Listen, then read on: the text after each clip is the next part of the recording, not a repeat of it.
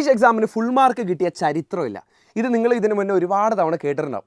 കുറേ കുട്ടികളുടെ സ്വപ്നമാണ് ശരിക്കും പറഞ്ഞാൽ ഇംഗ്ലീഷ് എക്സാമിന് ഫുൾ മാർക്ക് വാങ്ങിക്കുക എന്നുള്ളത്. A+ അല്ല, ഫുൾ മാർക്ക്. ഇത് ഫുൾ മാർക്കിൻ്റെ കേസിൽ മാത്രമല്ല ഞാൻ പറയുന്നത്.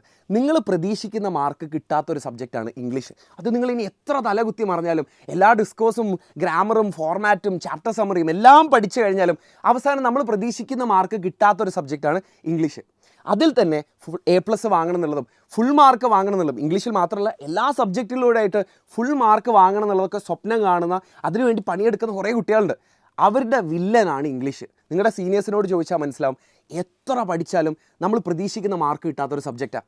അപ്പോൾ ഇത് ശരിക്കും പറഞ്ഞാൽ നിങ്ങളുടെ ആൻസർ ഷീറ്റ് നോക്കുന്ന ഇൻവിജിലേറ്റർ വിചാരിക്കുക ഫുൾ മാർക്ക് അങ്ങനെ ആരും വാങ്ങണ്ട എന്നുള്ളത് തീരുമാനിക്കുന്നതുകൊണ്ടല്ല.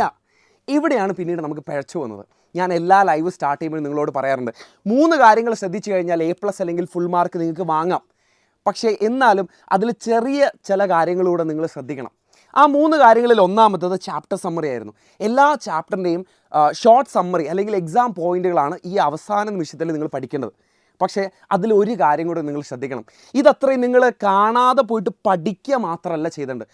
ഒരു പ്രാവശ്യമെങ്കിലും നിങ്ങളിത് എഴുതി നോക്കാതെ നമ്മൾ പഠിച്ച കാര്യങ്ങൾ അവിടെ വരില്ല. ഞാൻ ഒരുപാട് പേരുടെ ആൻസർ ഷീറ്റ് ഈ മോഡൽ എക്സാമിനും ക്രിസ്മസ് എക്സാമിനും ഇവാലുവേറ്റ് ചെയ്തിട്ടുണ്ടായിരുന്നു. അതിലൊക്കെ വന്നിട്ട് നിങ്ങൾ തെറ്റിച്ച ഒരു കാര്യം എന്താണെന്ന് വെച്ചാൽ, എല്ലാത്തിലും നിങ്ങൾ ആ സമ്മറി അതുപോലെ അങ്ങോട്ട് കാണാതെ എഴുതി വെക്കുകയാണ് ചെയ്തത്. അതായത് ഒരിക്കൽ പോലും ക്വസ്റ്റ്യൻ എന്താണെന്നുള്ളത് കൃത്യമായിട്ട് വായിച്ച് നോക്കാൻ നിങ്ങളുടെ ഭാഗത്തുനിന്ന് ഒരു ശ്രമം ഉണ്ടായില്ല. ഇന്ന ചാപ്റ്റർ എന്നാണ് ചോദിച്ചത്, ഇന്ന ഡിസ്കോഴ്സാണ് ചോദിച്ചത്, ഇതിന് എൻ്റെ തലയിൽ ഒരു റെഡിമെയ്ഡ് ആൻസർ ഉണ്ട്, അതങ്ങനെ എഴുതി വെക്കും. പകരം നിങ്ങൾ ചെയ്യേണ്ടത് എന്താണെന്ന് വെച്ചാൽ, നിങ്ങൾ ഈ അവസാന നിമിഷത്തിൽ എല്ലാ ചാപ്റ്ററിനെയും സമ്മറി ഒന്ന് വായിച്ചു നോക്കുക. അതിനുശേഷം കഴിഞ്ഞ വർഷങ്ങളിലൊക്കെ ഉള്ള ക്വസ്റ്റ്യൻ പേപ്പറുകൾ ഒന്ന് വെറുതെ ഒന്ന് എടുത്തു നോക്കുക.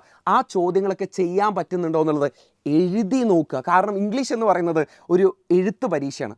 ബാക്കിയുള്ള പരീക്ഷ എഴുതിയിട്ട് തന്നെയാണ് നമ്മൾ എഴുതുന്നത്. പക്ഷേ ഇംഗ്ലീഷിൽ നമുക്ക് ഒരുപാട് എഴുതാനുണ്ട്. അപ്പോൾ നമ്മൾ ജസ്റ്റ് നിങ്ങളൊന്ന് വായിച്ച് പഠിക്കുക എന്നുള്ളതിൻ്റെ അപ്പുറമല്ലേ, അവസാന നിമിഷത്തിൽ നിങ്ങളൊന്ന് എഴുതാൻ നോക്കുക കൂടെ ചെയ്ത് കഴിഞ്ഞാലല്ലേ അവിടെ നിങ്ങൾ ഗ്രാമർ തെറ്റിക്കാനുള്ള, അതായത് എഴുതുന്നതിൻ്റെ ഗ്രാമർ തെറ്റിക്കാനുള്ള ചാൻസ് വീണ്ടും കുറയും. നിങ്ങൾക്ക് കുറച്ചുകൂടെ കോൺഫിഡൻസ് ഉണ്ടാവും. രണ്ടാമത്തെ കാര്യം, നിങ്ങൾ ഇമ്പോർട്ടൻറ്റ് ക്വസ്റ്റ്യൻസ് തപ്പി എല്ലാ ലൈവുകളിലും കയറി നിറങ്ങണ്ട. നിങ്ങൾക്ക് HSS ലൈവ് തന്നെ, HSS ലൈവ് എന്ന് പറഞ്ഞ വെബ്സൈറ്റിൽ നിങ്ങൾ കഴിഞ്ഞ 2017 തൊട്ട് 2025 വരെയുള്ള എല്ലാ ക്വസ്റ്റ്യൻ പേപ്പറും അവൈലബിൾ ആണ്. അപ്പോൾ അതിൽ നിങ്ങൾ ഏതൊക്കെ ജസ്റ്റ് ഒന്ന് ഓടിച്ച് നോക്കിയാൽ തന്നെ നിങ്ങൾക്ക് ഏകദേശം ഒരു ധാരണ കിട്ടും എല്ലാ ചാപ്റ്ററിനും എന്തൊക്കെ ടൈപ്പ് ചോദ്യങ്ങൾ ചോദിക്കുന്നുണ്ടെന്ന്. ഇതൊക്കെ ജസ്റ്റ് നമ്മൾ അറിഞ്ഞിരുന്നാൽ മാത്രം പോരാ.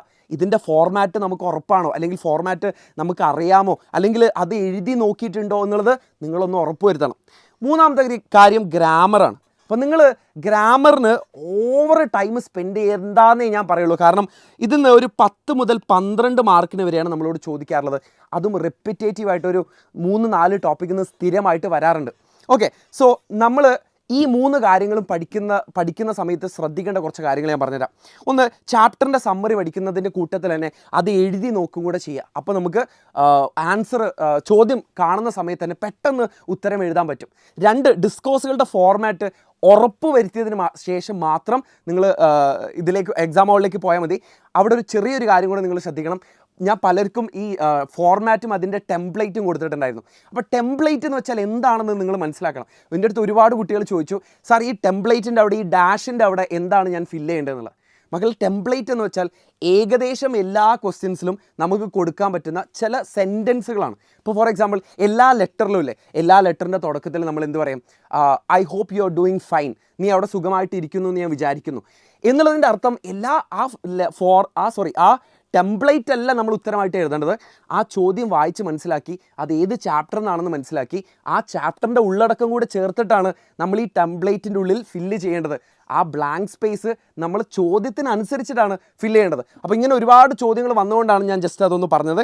രണ്ടാമത്തെ കാര്യം, ഡിസ്കോഴ്സിൻ്റെ ഫോർമാറ്റ് നമ്മൾ കൃത്യമായിട്ട് മനസ്സിലാക്കി നമ്മൾ കുറച്ച് PYQ ചെയ്ത് നോക്കണം, എന്നാലേ നമുക്ക് കോൺഫിഡൻസ് ഉണ്ടാവുള്ളൂ. മൂന്നാമത്തെ കാര്യം ഗ്രാമറാണ്. ഗ്രാമറിന് ഒരിക്കലും നിങ്ങൾ റൂൾസ് മാത്രം പഠിച്ചിട്ട് പോകരുത്. അതിനും നിങ്ങൾ ഈ ഒരുപാട് പ്രീവിയസ് ഇയർ ക്വസ്റ്റ്യൻ പേപ്പറുകൾ ഹെൽപ്പ് ചെയ്യും. അതായത് കഴിഞ്ഞ ഒരു 2-3 വർഷത്തെ ക്വസ്റ്റ്യൻ പേപ്പർ ജസ്റ്റ് ഒന്ന് റെഫർ ചെയ്ത് നോക്കിക്കഴിഞ്ഞാൽ വീണ്ടും നമുക്ക് ആ ഒരു കോൺഫിഡൻസ് കിട്ടും. സോ ഈ ഒരു കോൺഫിഡൻസ് നിങ്ങൾക്കുണ്ടെങ്കിൽ, അത് നിങ്ങൾ എഴുതി നോക്കിയിട്ടുണ്ടെങ്കിൽ, അത് പ്രാക്ടീസ് ചെയ്തിട്ടുണ്ടെങ്കിൽ നിങ്ങളുടെ ഒരു മാർക്കും എവിടെയും പോകില്ല, നിങ്ങൾക്ക് ഫുൾ മാർക്ക് തന്നെ കിട്ടും. So all the very best. ഇത്രയും കാര്യങ്ങളൊന്ന് ശ്രദ്ധിക്കുക. എക്സാം ഹോളിലേക്ക് പോകുന്നതിന് മുന്നേ ഈ കാര്യങ്ങളൊക്കെ നിങ്ങൾ ചെയ്തിട്ടുണ്ട് എന്നുള്ളതൊന്ന് ഉറപ്പ് വരുത്തുക. Bye, all the best.